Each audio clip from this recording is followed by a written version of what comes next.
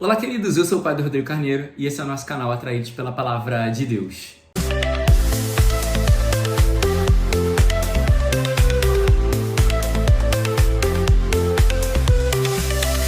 Bem, então nessa quarta-feira, seja muito bem-vindo, você que está chegando aqui pela primeira vez no nosso canal. Também seja muito bem-vindo vocês que já são atraídos pela Palavra de Deus. Dia 8 de outubro, então nessa quarta-feira, quero acolher todos vocês aqui no nosso canal. Quero dar as boas-vindas e saudar vocês nesse tempo. Então hoje a gente já está chegando nos finalmente do livro de Jonas, que é muito curtinho, né? E aí, que é a primeira leitura de hoje, e a gente vai ver, como eu falava ontem, a rebeldia de Jonas. Por quê? Porque, primeiro, a leitura começa retomando o final de ontem, dizendo que Deus resolveu voltar atrás da pena que ia destruir Nínive, mas não vai mais destruir, porque o povo se arrependeu dos seus pecados. Então, o que isso mostra para nós? Em primeiro lugar, quando nós nos arrependemos dos nossos pecados, sai da nossa cabeça a pena de condenação. Sai da nossa cabeça toda a pena de condenação quando nós nos arrependemos dos nossos pecados. Então esse é o primeiro passo, que Deus tira da nossa cabeça toda a sentença de condenação quando nós pecamos, quando nós nos arrependemos. Se nós não nos arrependemos, prevalece sobre nós a pena de condenação. Se eu me arrependo e confesso os meus pecados, como eles fizeram, né, por jejum e pela penitência, se eu me arrependo e confesso dos meus pecados, toda a pena de condenação é tirada de sobre mim. E aí a gente vai ver a rebeldia de Jonas.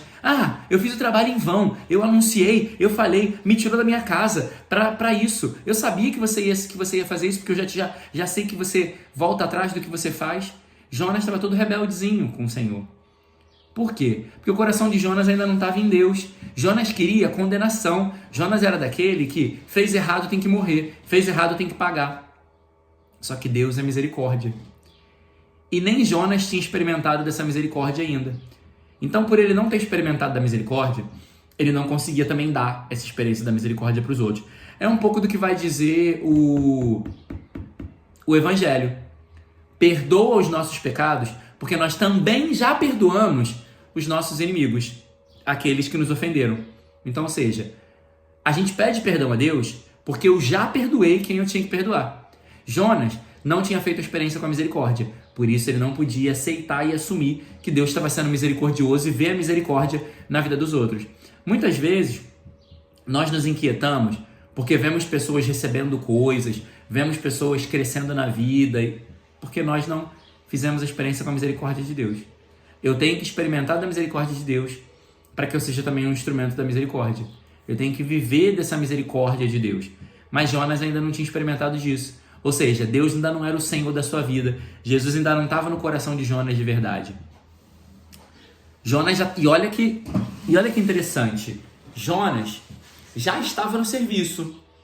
Jonas já estava fazendo a missão do Senhor. Mas ele ainda não tinha um coração cheio de Deus. Isso pode acontecer com a gente. A gente pode estar no serviço, pode ser catequista, músico, de pastoral há séculos.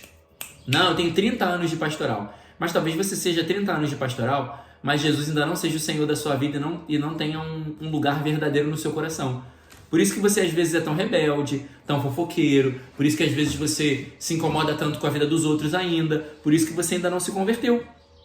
Porque você ainda não deixou Jesus ser o Deus do seu coração. Então, assim, não importa quantos anos você está no serviço. O que importa é quem é o Senhor do seu coração. Não importa quanto tempo você está na caminhada. O que importa é quem manda no teu coração.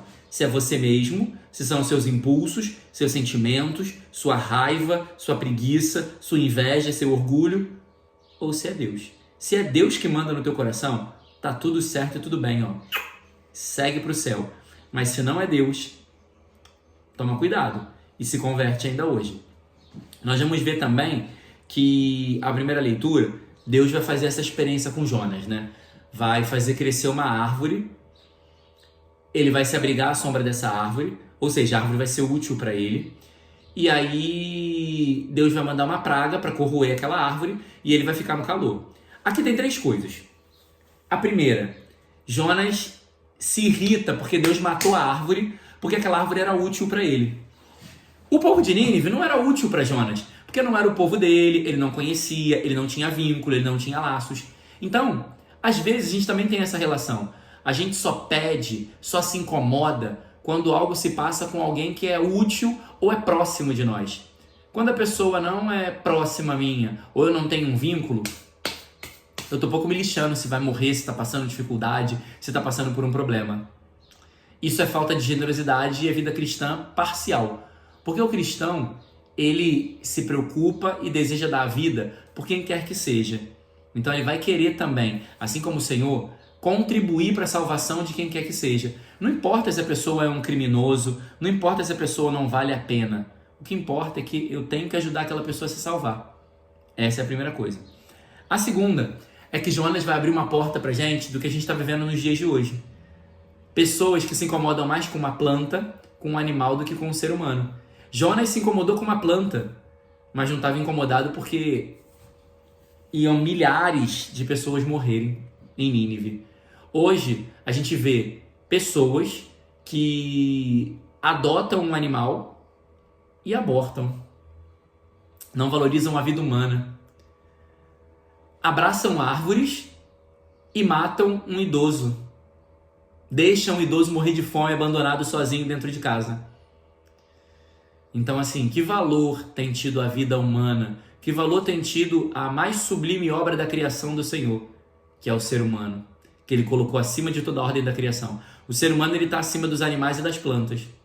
Deus, no Gênesis, deu os animais e as plantas, subjugou ao homem, colocou sob o domínio do homem, para que o homem usasse. Tudo bem que hoje a gente usa também a bel prazer e destrói, mas colocou para o homem cuidar, mas não é maior e não é superior do que o homem. Então um animal não substitui o ser humano, uma árvore não substitui o ser humano. O ser humano tem um valor impagável, tem o valor do sangue de Jesus que foi derramado na cruz, que não é o mesmo valor que tem um animal ou uma planta. Então toma cuidado com isso. E a terceira coisa é que Jonas, ele, nesse caminho e nesse itinerário, quando ele passa por essa experiência, a gente vai ver também que ele, quando a gente não conhece de verdade o Senhor, quando a gente não fez uma experiência com o Senhor, a gente não sabe valorizar as coisas e a gente acha que, por exemplo, o nosso Senhor vai dizer para Jonas: por que você está se preocupando com uma árvore que não foi você que cultivou e fez crescer? Então, assim, muitas vezes a gente vai querer se apropriar, querer passar à frente e fazer as vezes de Deus. Jonas estava se achando como Deus. Ele tinha o poder máximo de decisão. Nínive tinha que ser destruída e a árvore tinha que continuar viva. Às vezes nós nos colocamos nesse lugar, de estar acima de Deus, de querer mandar em Deus, de querer dar ordens para Deus. E a vida não funciona assim. E o Evangelho vai ensinar pra gente, os discípulos estão pedindo a Jesus para ensinar como que se reza, e Jesus vai dar uma indicação de uma estrutura de oração. O Pai Nosso, que tem a estrutura de 7 pedidos. Mas hoje a gente vai, nessa parte aqui, hoje por Lucas, a gente vai ver os 3 pedidos, que são os pedidos principais. O pão de cada dia, em primeiro lugar.